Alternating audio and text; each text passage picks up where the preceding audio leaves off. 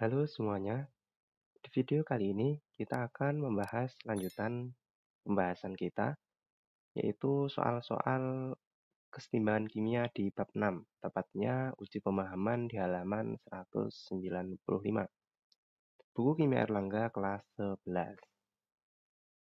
Seperti ini penampakan soalnya, nanti kita akan membahas 5 soal pilihan ganda, 2 soal uraian. Oke, tanpa berlama-lama kita langsung ke nomor 1. Nah, perhatikan reaksi kesetimbangan berikut. 6NO, fasanya gas, bereaksi plus 4NH3, bereaksi menjadi N2 plus 6H2O. Deltanya minus X.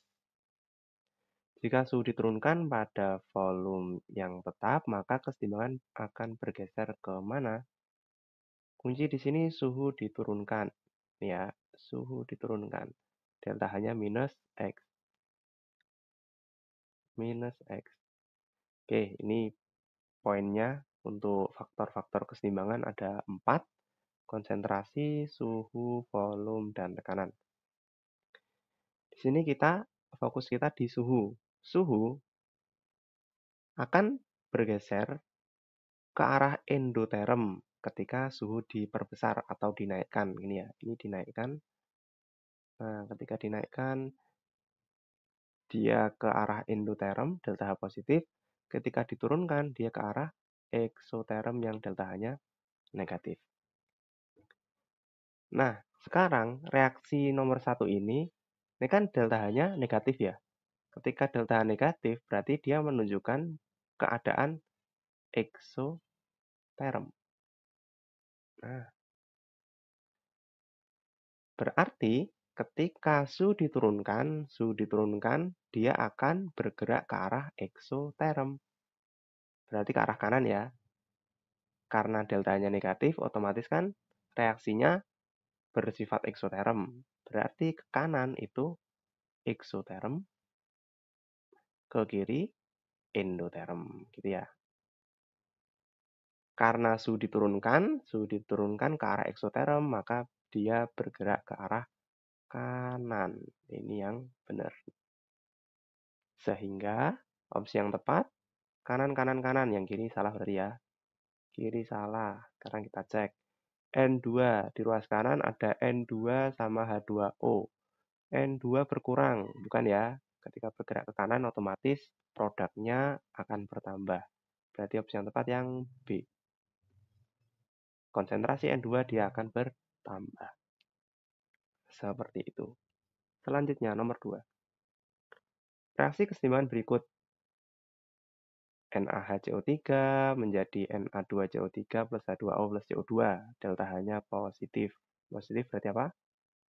Endo ya, endoterm. Akan bergeser ke kanan jika, oke, berarti kita mencari faktor yang dia bergeser ke kanan kesetimbangannya. Kita cek yang pertama, sistem didinginkan. Sistem didinginkan itu berarti sama saja dengan suhu diturunkan ya. Diturunkan. Ingat, dia dalam kondisi endoterm ya. Berarti ke kanan itu endo, ke kiri exo. Ketika suhu diturunkan, maka dia akan ke arah eksoterm. Berarti yang A itu justru malah ke arah kiri. Nah, ke kiri. Itu ya, ke arah eksonya. Padahal kita mencari yang ke arah kanan. Berarti yang A bukan yang B. CO2 dikeluarkan dari sistem. Nah, CO2 ini dikeluarkan dari sistem, dihilangkan. Berarti kaitannya sama konsentrasi ya.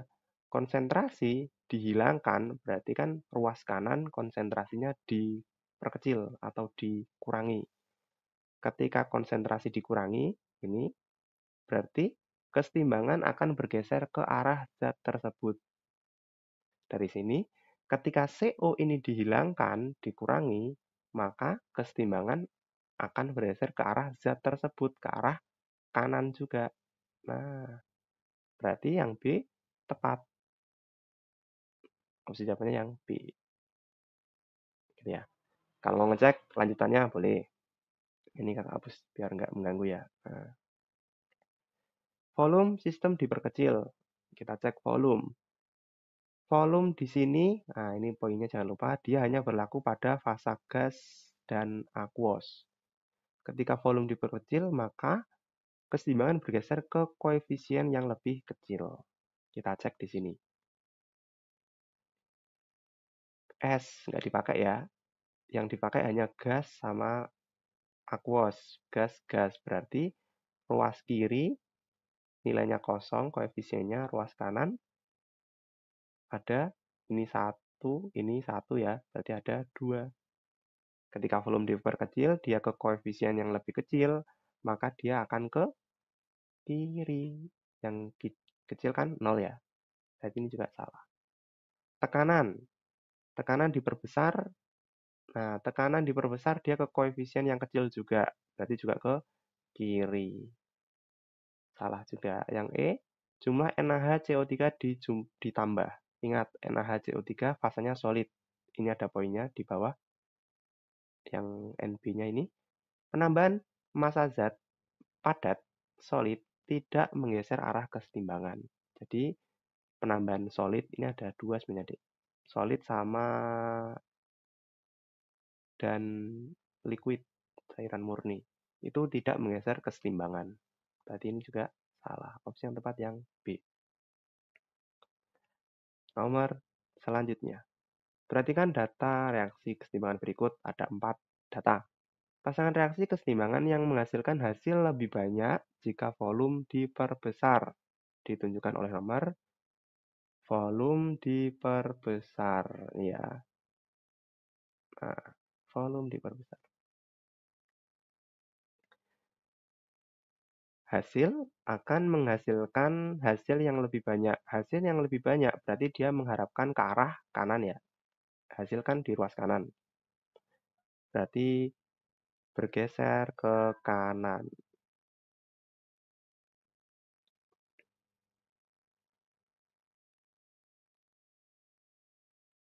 Kanan. Volume diperbesar harus bergeser ke kanan. Sekarang kita cek volume. Di sini ya, ini kakak hapus lagi biar nggak mengganggu. Volume diperbesar, maka dia akan bergeser ke koefisien yang lebih besar. Berarti volume diperbesar, dia ke koefisien yang lebih besar.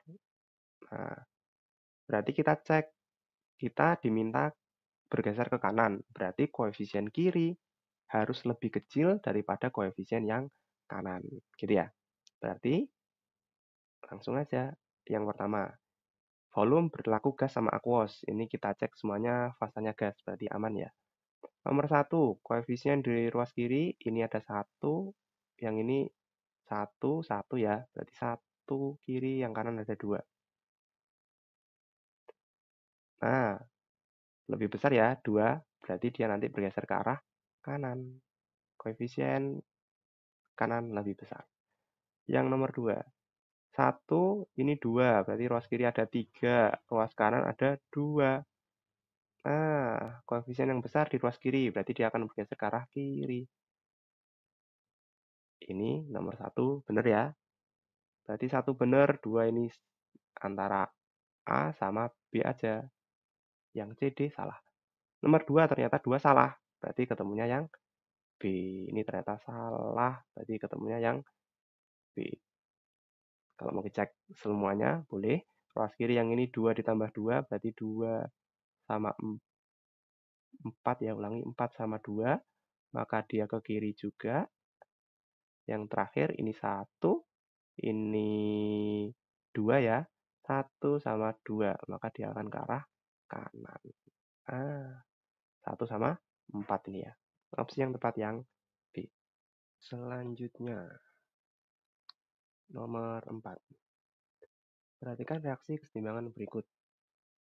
2S2, 2SO2 plus O2 menjadi 2SO3.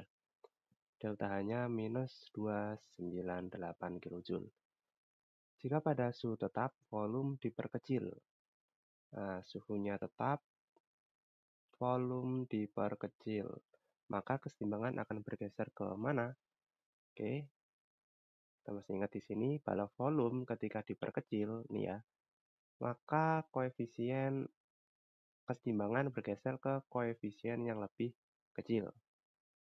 Di sini fasanya gas sama aqueous. Ini gas semua ya. Gas, ini gas, ini gas. Jadi kita tinggal cek koefisiennya aja. Di ruas kiri ada 2 ditambah 1 berarti 3. Di ruas kanan 2. Ketika diperkecil, maka akan bergeser ke koefisien yang lebih kecil. Nih ya. Berarti dia bergeser ke arah kanan. Oke. Tapi yang benar kanan, kanan, kanan. D sama E salah ya. Sekarang dicek kanan karena jumlah mol hasil reaksi kurang dari bereaksi. Nah, ini benar ya. Opsi yang tepat berarti yang A. Seperti itu. Yang B, mol hasil reaksi lebih dari bukan, sama dengan C juga bukan. Nomor 5. Dalam wadah tertutup pada suhu 750 derajat Celcius, terdapat keseimbangan COO fasanya solid ditambah H2 fasa gas menjadi CO fasa solid plus H2O fasa gas. Delta H-nya minus sekian. Ya. Dengan KP85, apabila dalam sistem ditambahkan serbuk logam CO, ini ya, serbuk logam CO, maka pernyataan yang tidak benar adalah, berarti ini yang ditambahin. Nah, ini yang ditambahkan. Oke, kita cek. Yang A. Reaksi bergeser ke kiri untuk mencapai keadaan seimbang. Oke, kita cek di sini ya.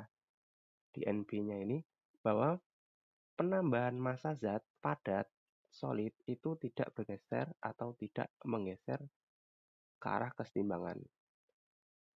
Berarti ketika yang tidak benar, reaksi bergeser ke kiri, salah ya. Ini salah. Yang tidak benar berarti opsi jawabannya yang A. Kita cek lagi. Yang B. Perbandingan konsentrasi gas H2 terhadap O2 tidak berubah. Nah, ini benar. Kok bisa benar?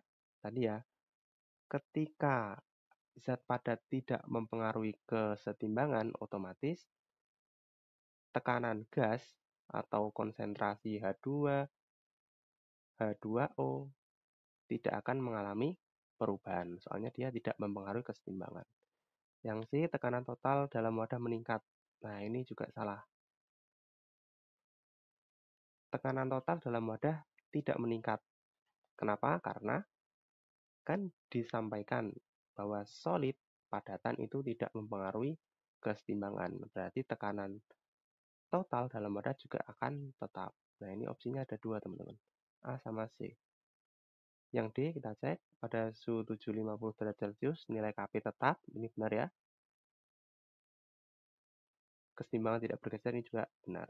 Nah, berarti opsi yang salah A sama C. Ini kita hapus saja biar nggak bingung. Terus opsi yang benar mana, Kak? Ya ini ada 2. Disampaikan aja ke pengajarnya kalau jawabannya ada 2 ini. Yang penting teman-teman tahu konsepnya. Selanjutnya kita ke isian yang B. Diketahui reaksi kesetimbangan 2HI fasa gas menjadi H2 plus I2 delta H-nya minus 53 kJ. Bagaimana jumlah HI dan I jika sistem? Nah, kita ditanya jumlah konsentrasi atau jumlah senyawa HI dan I2 di dalam sistemnya. Oke, biar ini ada 5 perubahan ya, 5 perlakuan. Kita bikin apa ya, semacam tabel aja. Ini keterangannya gitu ya. Keterangan, kemudian yang ini kakak kasih. Yang ini konsentrasi HI. Kemudian yang sebelahnya ini ada I2. Nah, gini aja. Ini ya, biar memudahkan aja. Yang A. Oke, kita tetap pakai bantuan ini. Suhu dinaikkan. Nah, kita lihat situasinya. Reaksi ini, minus ini ya. Minus ini menunjukkan bahwa reaksi ini berada pada kondisi eksoterm kan. Kalau eksoterm berarti dia ke kiri ekso, ulangi ke kanan ekso, ke kiri dia endo. Suhu dinaikkan atau diperbesar ini ya. Maka dia akan bergeser ke arah endoterm. Bergeser ke arah endo berarti ke kiri ya. Nah, berarti yang A Kak tulis di sini ketika akan bergeser ke kiri. Ya, sudah dinaikkan, dia akan bergeser ke arah endoterm. Di sini tadi endoterm itu berarti ke arah kiri. Nah, ketika ke arah kiri, maka jumlah HI akan meningkat ya. Ke arah kiri otomatis HI-nya akan meningkat. Nah, gini aja Kak, simpulkan arah panah naik. Otomatis I2-nya akan menurun. Nah, itu yang A. Yang B, jika tekanan diperbesar. Tekanan diperbesar, maka ini ya, tekanan diperbesar bergeser ke koefisien yang kecil. Oke, yang ini kakak tulis biar lebih jelas. Endoterm. Ini ke koefisien kecil. Sekarang kita cek koefisiennya. Di ruas kiri, koefisiennya ada 2. Ruas kanan, 1 ditambah 1 ada 2. Karena sama-sama 2, otomatis tidak mempengaruhi kesetimbangan ya. Berarti kesetimbangan tetap atau tidak bergeser. Otomatis ininya juga tetap, I2 juga tetap sama. Yang C, ditambahkan gas H2. Gas H2. H2 dari mana? Ini ya, ruas kanan, H2. Ketika gas H2 ditambahkan, otomatis konsentrasinya akan ditambahkan, diperbesar. Kalau konsentrasi diperbesar, maka kesetimbangan akan bergeser dari arah zat tersebut. Maksudnya bagaimana? Ketika konsentrasi H2 diperbesar, otomatis dia bergeser dari ruas kanan, berarti bergeser ke arah kiri. Nah, ini bergeser dari zat tersebut. Jadi yang C ini dia bergeser ke kiri. Nah, kalau bergeser ke kiri, sama dengan yang atas ya, otomatis HI-nya akan bertambah, I2-nya akan menurun. Yang D, ditambah katalis. Ingat, ini ya katalis. Katalis itu tidak menggeser arah kesetimbangan, hanya mempercepat terjadinya kondisi setimbang. Berarti ini juga kesetimbangan tetap. Timbangan tetap. Nggak berubah ya. Yang E, volume diperbesar 2 kali. Ketika volume diperbesar, maka kesetimbangan bergeser ke koefisien yang besar. Koef besar. Jadi kita cek koefisiennya ya, sama ya seperti yang opsi B. 2 sama 2 kiri kanan, maka yang ini juga kesetimbangan tetap. Tetap. Nah, seperti ini teman-teman. Gitu ya. Jadi untuk pergeseran kesetimbangan poin kita cuman faktor-faktor ini aja. Selanjutnya untuk nomor 2. Padatan MgCO3 apabila didiamkan dalam ruang tertutup akan terurai sesuai reaksi kesetimbangan berikut. MgCO3 solid menjadi MgO solid plus CO2 pada suhu 25 derajat Celcius. Suhunya ini ya. Kp reaksi tersebut adalah 3 kali 10 pangkat min 9. Berikut data entalpi pembentukan senyawa yang berada pada suhu 25 derajat Celcius. Ini nilai delta HF-nya. Yang A, tentukanlah delta H reaksi pemanasan MgCO3. Atas dasar hasil yang diperoleh, apakah reaksi penguraian tersebut termasuk eksoterm atau endoterm? Nah, ini untuk opsi A kita kembali ke materi termokimia, teman-teman. Ini ya, masih ingat untuk menghitung delta H ketika diketahui data delta HF. Maka delta H rumusnya delta HF produk dikurangi delta HF reaktan gitu ya. Berarti kalau tulis di sini delta HA sama dengan jumlah delta HF produk. Produk kan ruas kanan. Ruas kanan ada siapa? Ada Mg sama CO2. Berarti delta, langsung saja, delta HF MgO plus delta HF CO2. Ini dikurangi reaktan, ada delta HF MgCO3. Nah, kita masukkan saja untuk yang A ya. MgO di situ ada minus 601,7 ditambah CO2 ada minus 393,5 dikurung minus MgO ada minus 1095,8. Nah, dihitung ketemunya plus 100,6 kilojoule.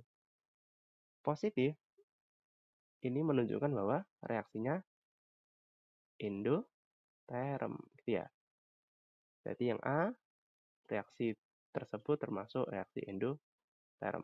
Ini. Yang B, berdasarkan nilai Kp pada suhu 25 derajat Celcius, apakah MgCO3 cenderung terurai? Nah, untuk yang opsi B ini, kaitannya dengan Kp bahwa ketika nilai Kp sangat kecil, ini kan nilai Kp 3 kali 10 pangkat min 9 ya. Jadi karena Kp sangat kecil, maka MgO cenderung tidak terurai. MgCO3, ulangi, MgCO3 yang ditanyakan cenderung tidak terurai. Seperti ini. Yang C, apabila pada suhu 25 derajat Celcius dalam wadah tertutup terdapat sejumlah MgCO3, berapa tekanan parsial CO ketika mencapai keadaan kesetimbangan? Oke, ini yang ditanya tekanan parsial CO atau P untuk CO2 ya. Nah, oke, kita tahu bahwa kesetimbangannya Kp itu kan kalau dari reaksi diambil yang gas saja ya. MgCO3 ini kan solid fasanya. MgO juga solid.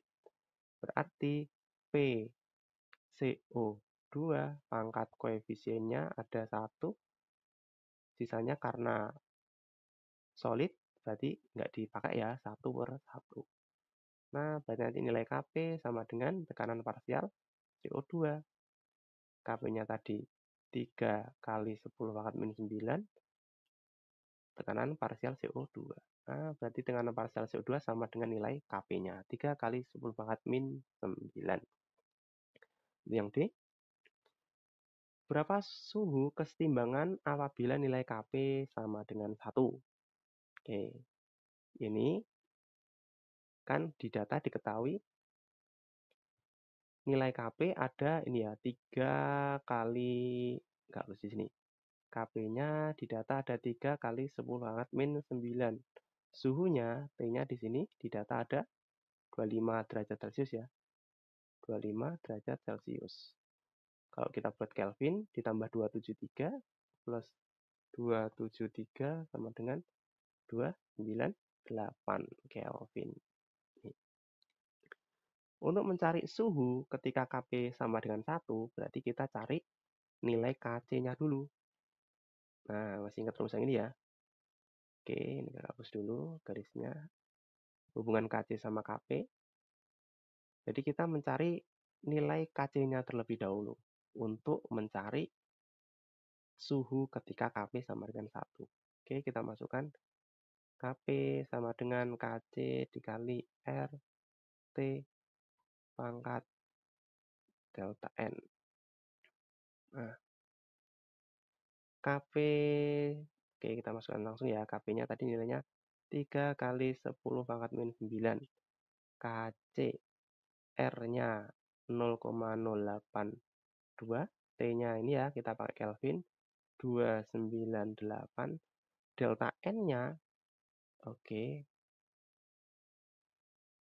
Kembalikan. Delta N-nya itu, ingat, Kp itu kan kita pakai yang fasanya gas aja. Berarti ada satu aja ya. Ruas kanan 1, ruas kiri 0. Soalnya solid tidak dihitung. Nilai Kp tadi. Nah ini koefisien produk gas. Produk tadi ada 1. Reaktan 0. Maka nanti pangkatnya pangkat 1. Kc dikali. Ini ketemunya 24,436. Yang ini 3 kali 10 pangkat min 9. Nanti Kc, ini pindah ruas saja ya. Dikalikan. Jadi ketemunya 1,228 kali 10 pangkat min 8. Ini Kc kita dapat. Nah, setelah dapat Kc-nya, baru kita masukkan ke dalam Kp saat suhunya, saat nilainya sama dengan 1. Oke, kita tulis lagi ya. Berarti Kp sama dengan Kc kali R kali T pangkat delta N. Kp ketika 1 yang ditanyakan ya ini. Kc-nya kita dapat 1,228 kali R-nya 0,082. Ini kali kurang ya Kak. Bentar. Kali 10 pangkat min 8. 0,082 kali T. Nah, ini yang ditanyakan. Delta N-nya tadi 1 ya. Nah, nanti terus di samping sini ya. Nah, ini kakak pindah semua yang di ruas kanan. Berarti 1 per 1,228 kali 10 pangkat min 8 dikali 0,082 sama dengan T. Ini nanti ketemunya 1 per 0,1 kali 10 pangkat min 8 sama dengan T. 0,1 dikali 10 pangkat min 8 sama aja 10 pangkat min 9 ya. Di per 1 per 10 pangkat min 9 jadinya 10 pangkat 9 kejauhan 9 Kelvin. Nah, ini suhu yang didapat. Jadi ketika Kp sama dengan 1, maka suhu yang dicapai atau yang dibutuhkan saat setimbang itu 10 pangkat 9. Besar banget. 2 nomor. Sudah selesai kita kerjakan. 5 pilihan ganda, 2 isaian. Misal ada yang bingung, ditanyakan saja di kolom komentar, nanti kakak bantu di sana. Jangan lupa like dan subscribe channel kakak ini. Sampai jumpa di video selanjutnya.